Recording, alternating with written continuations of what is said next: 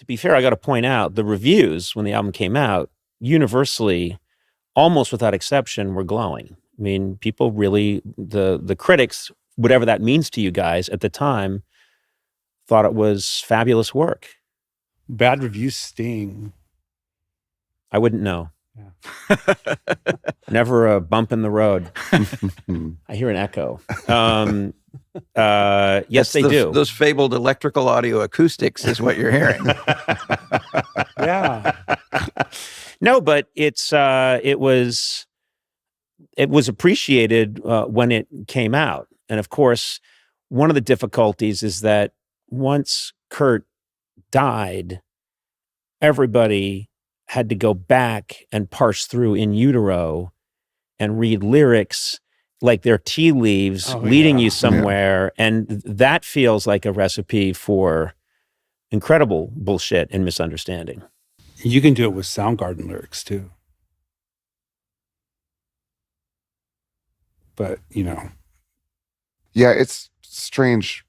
When we were making the record, we did all of the instrumental tracks first. I don't know if Kurt sang any of the songs live. It was all just the three of us doing the instrumental tracks first, live in a room, without really having ever heard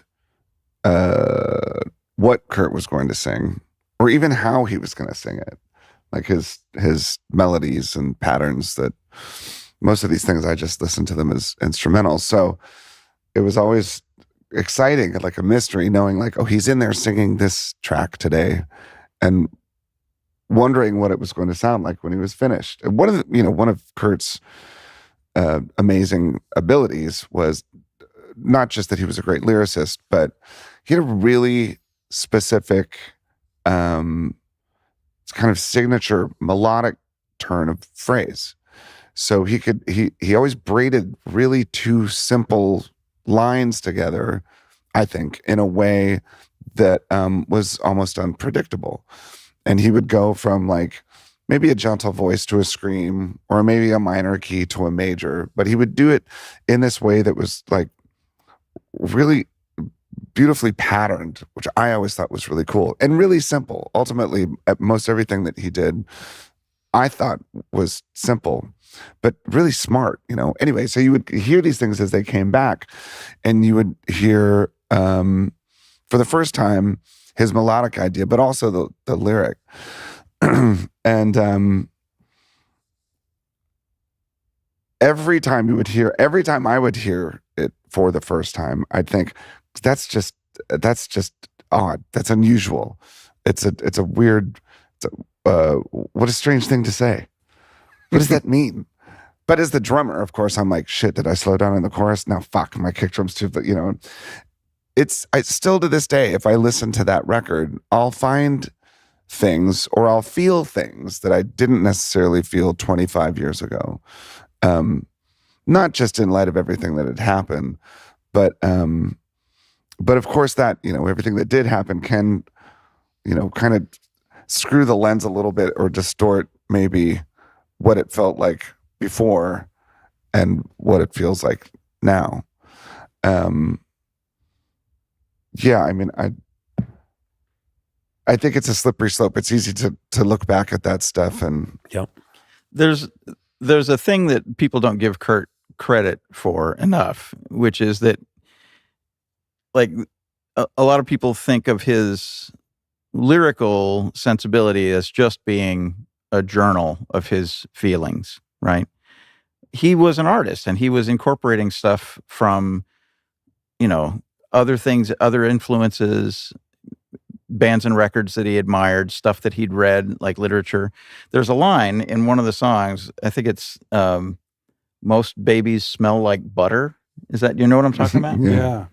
And I was like, what a weird observation. Did you like smell a baby? And like he just had a kid, right?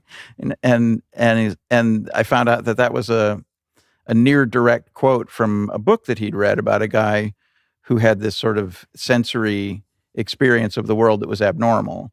And Scentless Apprentice. Yeah, Scentless Apprentice, a track on In Utero. Mm-hmm. Yeah. And and then like he's from Seattle, and Francis Farmer's a tragic figure, a local person to Seattle area.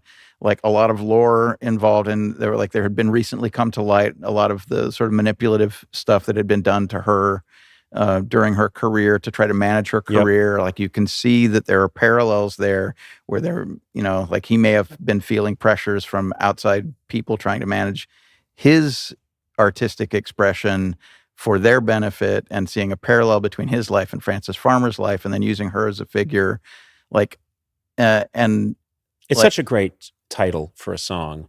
Yeah, and that image of leaving a blanket of ash, burn all the assholes and leave a blanket of ash on the ground. But and also it felt like a little bit of a reaction to, I read somewhere once, I think that there were so many just one name songs, and that Kurt was really interested in like going the other way. So Frances Farmer will have her revenge, or the ghost of Frances will have her revenge on Seattle, just as this, or as a radio-friendly, shipping unit.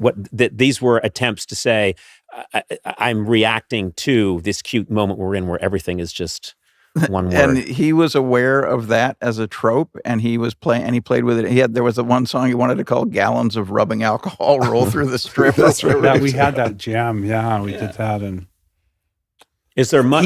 He also wanted to be cryptic. Like he didn't want to be like be dated or be put in like some kind of box or something. So he also was just cryptic, and that allowed people to just invite people in to make their own interpretation of it. Then if you look at his other forms of expression, like Steve said, like Kurt was an artist, and he was a great painter. He was a sculptor. He would do comic books, and he's more than happy to walk you through every panel of like a comic he did. And they were always just tragic figures, the people, and they were, or just weird, like writhing spirit apparition kind of, everything was just kind of strange and dark and weird, but very well done, beautiful, very, done very well. So that was when he was expressing himself musically, is that, in Utero's, that's all over In Utero. I can go anywhere in the world, walk anywhere in the world, anywhere, and see someone walking down the street in a Nirvana t-shirt. And we're here in Chicago. We were walking last night to go get a bite to eat. Saw someone in a Nirvana t-shirt, but I could be in, I could be on Guam and just see someone randomly walk by in a Nirvana t-shirt. And what always strikes me about these moments is that there's this massive projection that happens, which is Nirvana, Legend, Kurt. It all gets prismed out. It gets so huge, and then I talk to you guys, and he's your friend that you knew intimately. You guys were very close, and it's all become so much bigger. There are people out there that have opinions, strong opinions about who he was and what he meant and what you guys meant, and it must just seem surreal to you at times. Like, no, that was our friend. There was three of us. We were in a van together, and it has now become this IMAX projection on the world. When my kids sometime will ask me, let's say, my daughter Harper and I were driving in the car not long ago, 6 months ago, and a Nirvana song came on. And we don't listen to Nirvana at home. This Nirvana song comes on, she's singing along to the words. And I'm thinking, wow, that's weird. I've never heard her listen to a Nirvana song. How does she know a Nirvana song? And she says, she said, Dad, how old were you when you made this song? I said, God, I think I was like 22, maybe. She goes, oh, how old was Kurt? I said, I think he was maybe like 23, 24. And she goes, what was he like? And I'd say, well, he was really nice. He was kind of shy, sometimes quiet, but he was cool. And she gets super pissed off. Yeah. But she says, well, he was shy. Was he shy around people that he knew or people that he didn't know? And I said, well, kind of a little bit of both. And she said, God, that's so strange that someone who feels shy like that could write these songs and sing them for everyone to hear and then stand on stage in front of 100,000 people and play them. I thought that was so cool because I think she wasn't looking so much at that other thing. Yep. She was looking at the person, right? And, after Nirvana was over, that curtain got sort of pulled away. So it changed the way I thought about every other mythological rock star that I'd ever followed in my entire life. And it really made me realize, oh shit, they were an actual human being. We talked like they're playing cards or something like that, but they're just people.